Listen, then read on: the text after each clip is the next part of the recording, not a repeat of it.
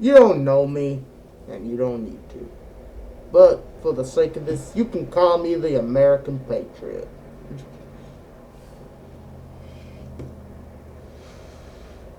I'm in Miami. Figured I'd let y'all know. If Miami still exists. Well, it's on the tip of Florida. Southern tip, obviously.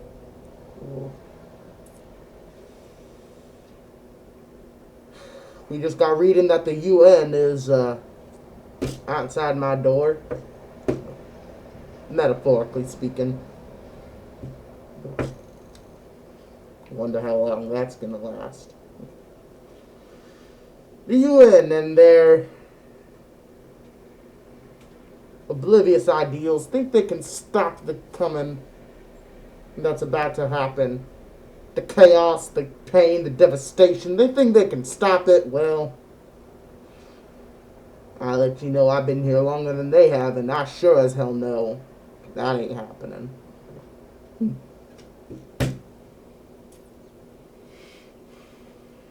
DeSantis has taken up a stronghold in Tallahassee.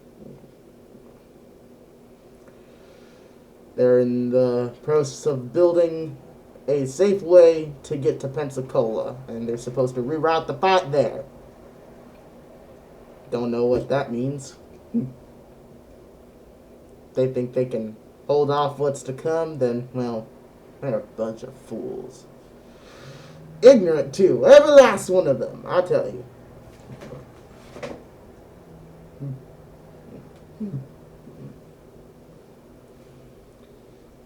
It's a damn shame what's gonna happen to those poor bastards.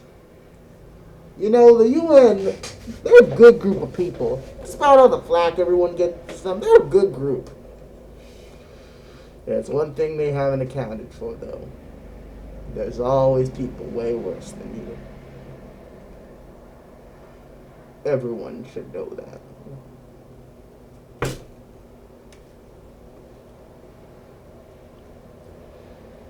I think they're coming up on the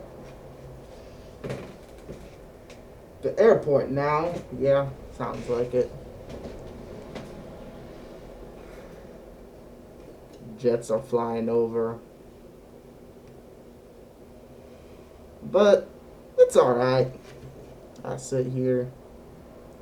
The last bit of hope left. I'm all out of Coke. It's a damn shame. Since you can't get any more. I guess I should mention. The UN has declared Miami under martial law. So, there's that. The military, the peacekeeping forces down here, they're trying to let supplies flow into the city, but, you know, it only lasts so long. Power cut out a few times, as you can see. Barely keeping it on.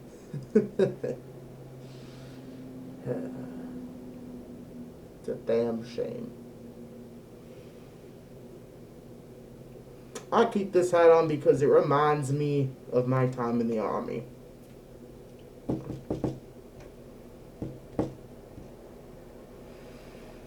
This country that I fought for, that I almost died for, is now going into shit. I didn't fight for this country. I didn't fight for this. We seem to have forgotten the ideals that the American experiment was built on. I don't know how to put it any more simply. But that's enough of me. I'm sure you want to get back to, well, whatever you're doing now. So, have a good day, whoever you are. Live a little.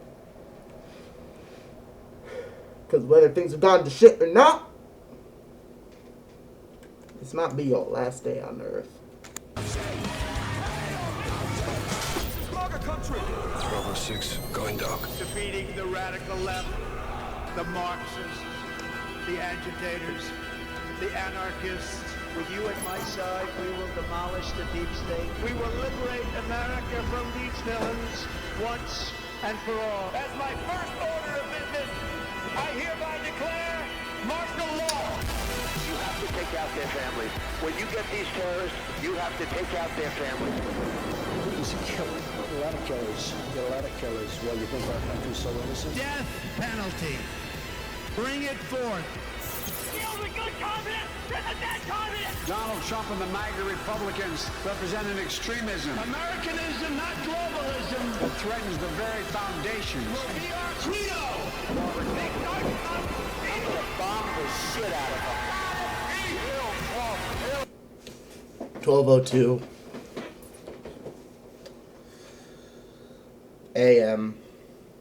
Location, White House. Donald Trump has been sitting in the Oval Office, bashing his head against the desk. Sleepless nights, countless of them, trying to find the sick bastard who tried to end his very life only a few days ago.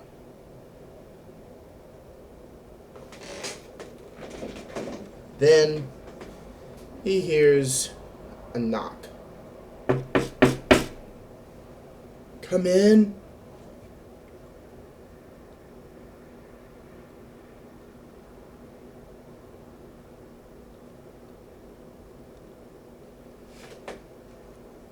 Trump.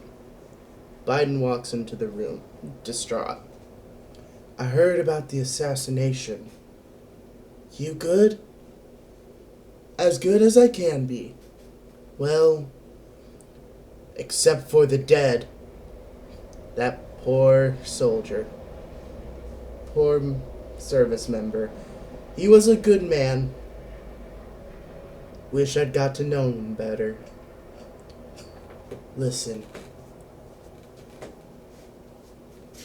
I hate to say this, but I think it's about time you concede. There's gonna be hits out for you. You didn't win the you won the electoral college, but you didn't win the popular vote. And I won by a lot. The nation sees it. I'm trying to save you. I don't need saving. I don't need it. All I need is to hunt the bastard down that did this. Trump. You damn fool. Just listen to me. No blood needs to be shed. You've been impeached twice. I'm trying to help you because I don't see the reason in letting another life die. So please, just concede. You think you can scare me, you can threaten me, you think you can make me concede the presidency over to you and drop out. I will not. I have won the election. I have won the electoral college. I've won. Joe, there's nothing left. There is no happy dream of politics you're in. In fact, I'm quite offended that you think you can just come in here at my most critical moment and tell me to step down. No, Joe, I'm not stepping down. Then you're a damn fool. You know, I thought you were a smart man, Donald.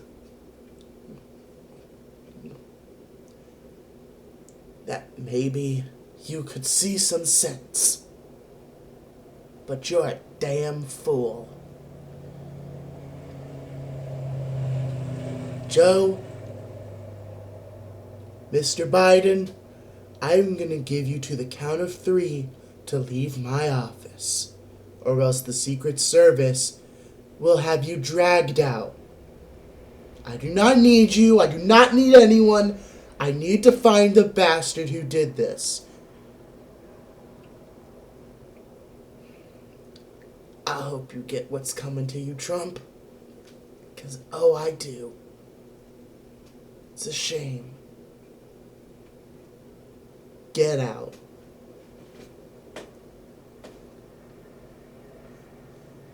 Biden walks away, and Trump is left in an empty Oval Office.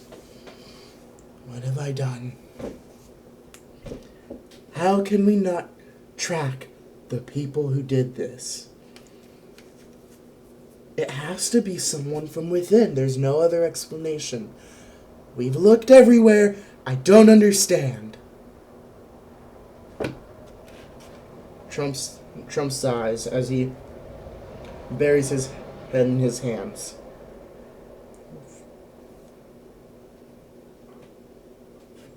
And then he hears another knock. Come in. Hello, everyone. Welcome back to the tale. The Fire Rising. So, we left off on a bit of a interesting note. Trump has won the election. He's won it. He hasn't just won it. He's crushed the election.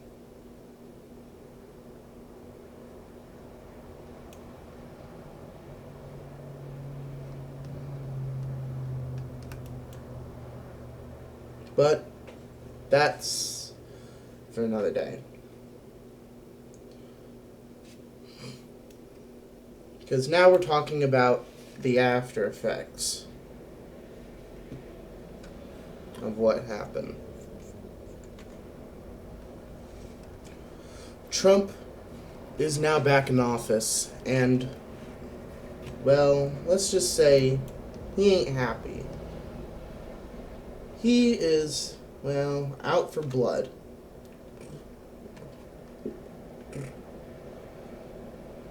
A lot of it. He wants to track down the people who have murdered the Secret Service member. And he has been trying, all right. He's starting to suspect the Democrats had something to do with this. And after his meeting with Biden in the Oval Office, he's getting a bit worried.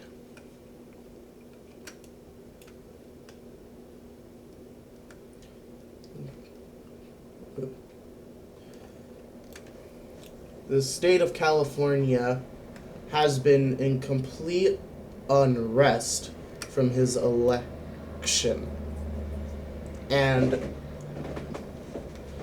in a fiery passion, the governor of California declares the process of the Electoral College illegitimate and unconstitutional. Odd.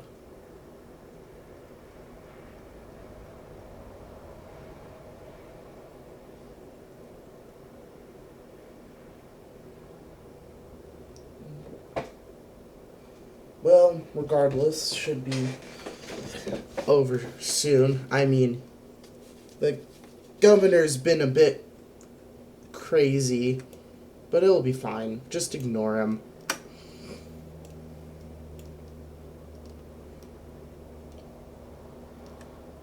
I mean, what can they really do?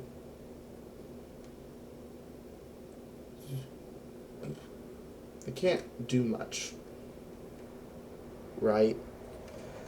Well, for starters, a mass protest is happening down in Miami. And it's getting a bit bigger than just a protest. The entire Miami region is basically up in flames. and Trump's convoy going back to Washington is stopped by a mass protest. There is as he was going back, he had met an outer wall of protests. I mean, DC had always been a Democratic bastion, but this is ridiculous. Protests everywhere. The whole city up in flames. It's ridiculous. Thankfully, the protests do quickly leave after some threats from the National Guard, but gotta do what you gotta do.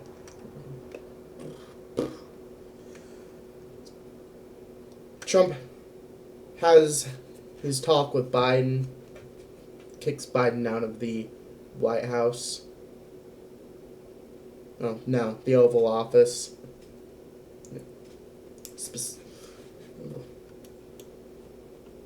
And he declarates that he will find the people who did this. And he's already started fiery messages about the Democrats being involved. This leads to more fear. Scared.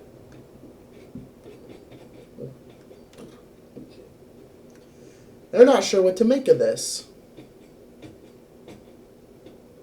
The Democrats and, normal registered Democrat voters feel offended. Like, could the president just say all this blasphemous stuff?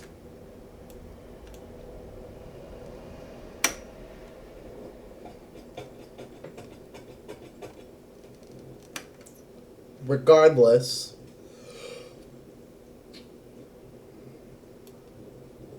Trump has heard some conspiracies. He isn't too worried about them, though. Just conspiracies about a new organization rising. Some hidden deep state. Trump doesn't care. He's just laser focused on the people who did this, who tried to assassinate him. Meanwhile,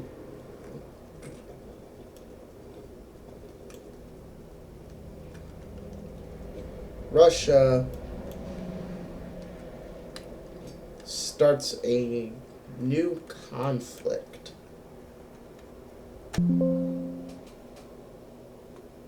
So, well, as this all starts, South Ossetia and Uzbekistan are now independent.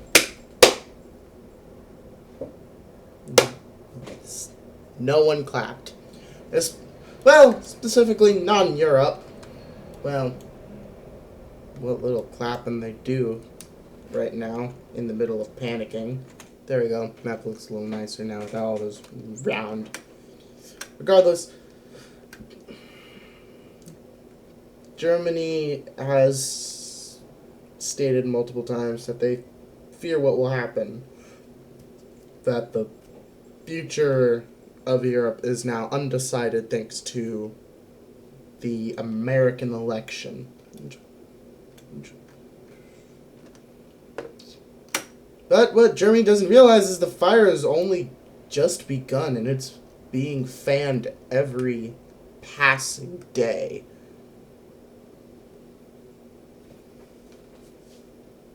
So, what's gonna happen? Well, the Pennsylvanian crisis.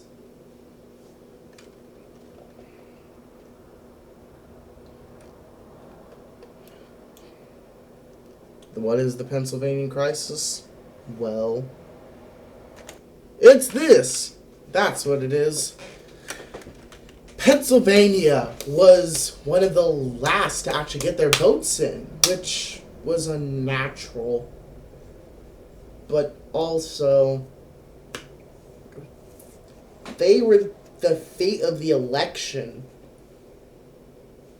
It was all up to Pennsylvania, and now Pennsylvania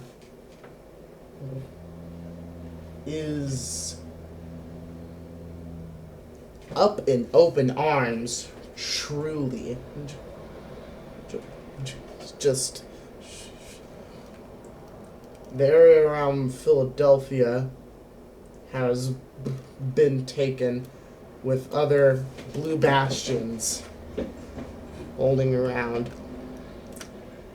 It seems as if Pennsylvania is just in complete and total chaos. It looks bad on the map, like Pennsylvania has gone into complete chaos, but in reality, the National Guard has taken up. Pennsylvania becoming a hotbed for a mess. Trump makes an announcement in D.C. Mr. President! A reporter calls up to Trump, who stands on the podium. Mr. President, what do you think about the current situation in Pennsylvania? Well, I think it's a damn shame. I'll be honest, I am ashamed. This is not what American democracy looks like. We shouldn't be shedding blood. This isn't right. But I will make sure everything goes according to plan. Everything will go according to plan. And we will make sure we will make America great again. And we will make Pennsylvania whole again. Mr. President, what do you think about the militias rising up? And the growing fear that the National Guard might not leave, might not establish things back. The National Guard is under the Pennsylvania order. Everything will be restored. And if anything, I will make sure it all goes back to normal. Everything will go back to normal. This is America. We get knocked down, but we get back up. Soon, another man rushes on stage and delivers news. The governor of Pennsylvania was just shot by a rogue affiliate. Trump's eyes widen.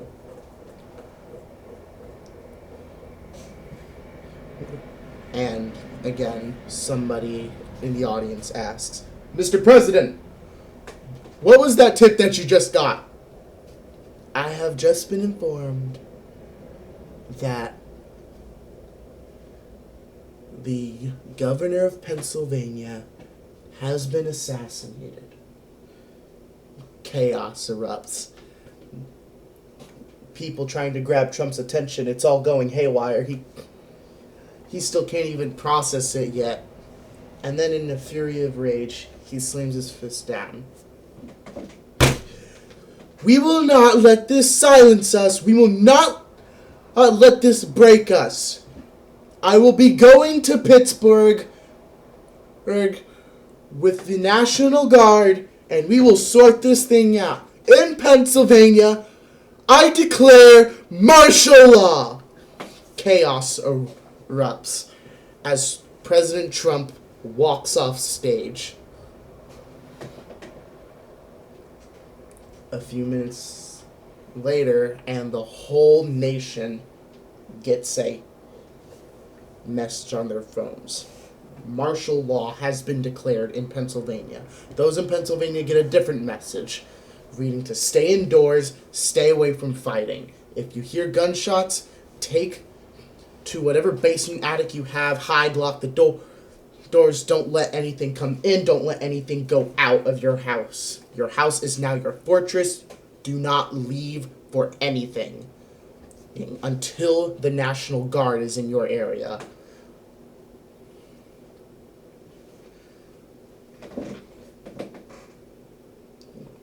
This only brings more chaos. Trump and the National Guard immediately make their way. The National Guard of Maryland and New York, Ohio, Delaware, and New Jersey all pull together their National Guards. Strangely, though, West Virginia doesn't, but their National Guard is on the border. Trump's convoy immediately makes it in, and while another convoy brings in, encircling some of the rogues, leading them to quickly drop their weapons.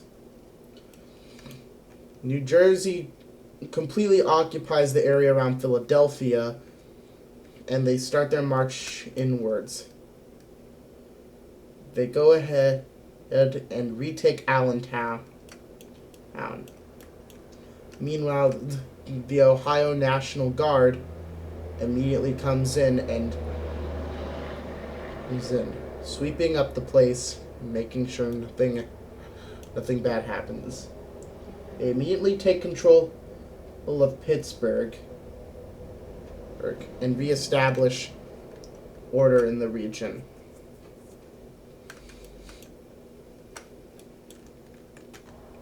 In massive waves, Republicans and Democrats alike begin to cease their combat. What little combat there was, other than fighting in the streets and in rural areas. As soon the Democrats fold, and all that's left are the Republicans, who also cease fighting. There is a string of trials called the Bloodied Pennsylvania Trials, which sees over 1,000 individuals arrested for murder, vandalism, and other decrees during the initial chaos. It is one of the most chaotic periods, most chaotic moments in American modern history. We've never seen anything this chaotic. A fact that an open state rebellion occurred, and what is almost right before Christmas on December 20th. This lasted from December 20th to December 30th.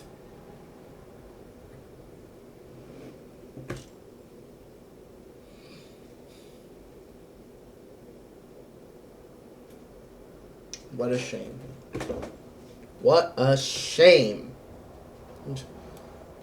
The American people are scattered, startled. They cannot believe what has just happened. Pennsylvania just had an open, active rebellion on multiple sides, the Democrats and Republicans. And we all still don't know who really assassinated the governor. Pennsylvania is in chaos. Its governmental system gone.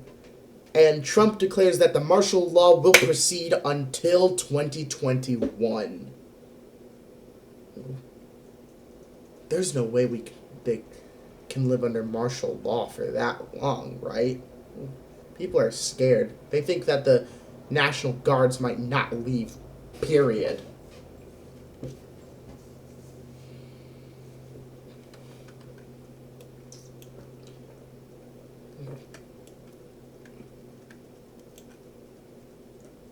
It's confusing. Confusing time for everyone.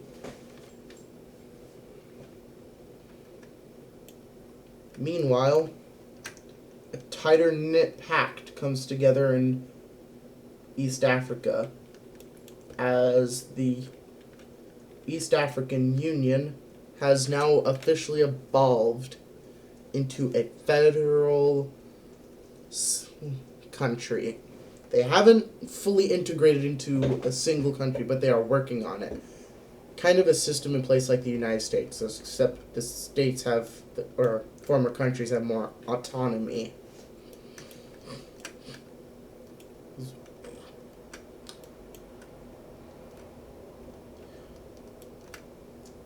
Meanwhile, the Vatican sends its prayers to the United States and for all that happened.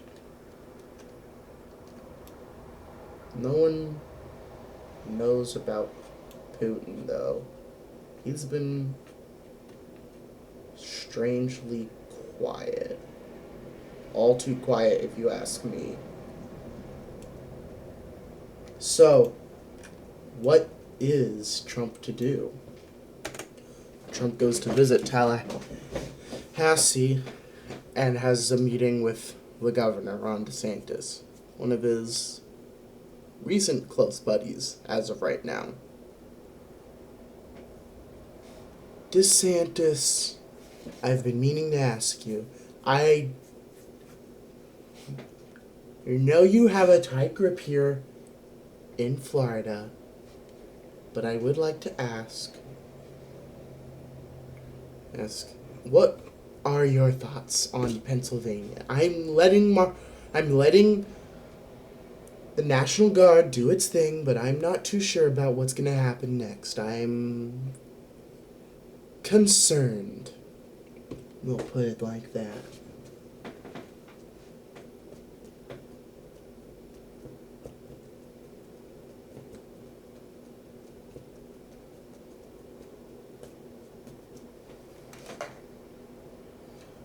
Well, DeSantis replies, personally, I think martial law in Pennsylvania is a good thing, but you come here to talk, but actually I have some talking right now.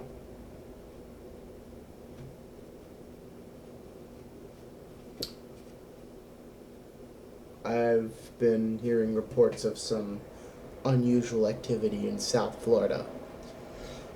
Unusual how? Ever heard of the Atomwaffen division? I've heard stories, but I thought it was a hoax, honestly. Well, they're a very real thing. They're a very real thing, and I'm not sure we're taking them as serious of a threat as they are. I mean, they are a neo-Nazi group, and they've been gaining some traction in South Florida. I've sent the National Guard and the CIA to investigate. But, starting to get a little worried for America's future. It's a worrying time, it's a troubling time, but I believe with my leadership again these next 4 years, I will complete my plans and all will be good. You say that like you haven't already had 4 years. What was that? Nothing. Just nothing. Trump flies back on Air Force One to Washington, D.C. Meanwhile, Biden is gathering some interesting allies in a hidden meeting in New York City. I have called you here today because, well, we all know what happened. Donald Trump won.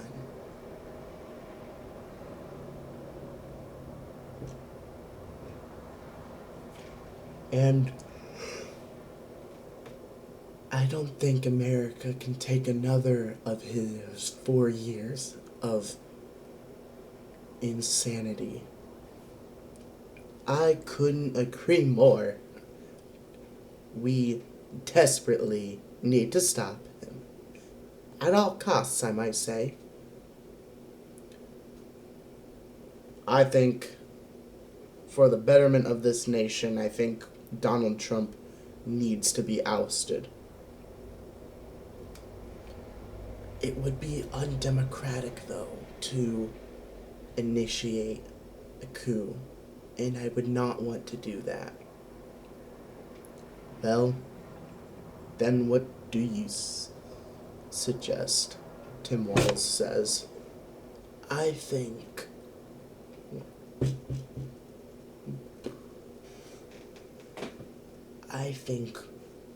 we need to show the public how truly incompetent he is.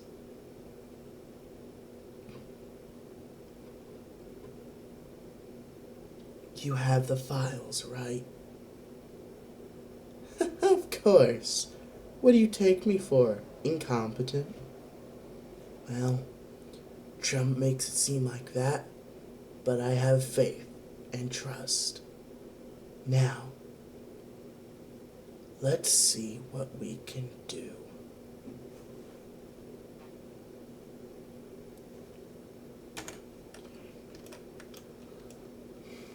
Immediately, Biden heads back to Delaware, and Walz heads home. Biden sits on his old recliner, taking a deep breath in.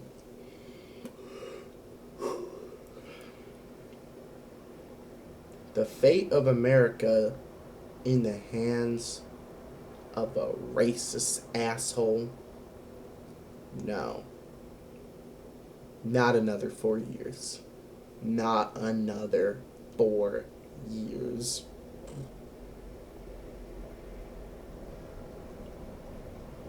Biden has to pull out all the stops. He picks up his phone and dials into it. Rings once, twice. Hello? This is the California Governor's Office. This is Joe Biden. And I'd like to speak to the governor.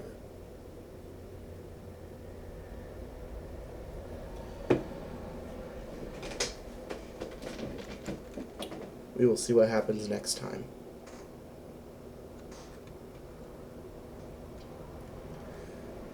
Because the flames are only getting hotter.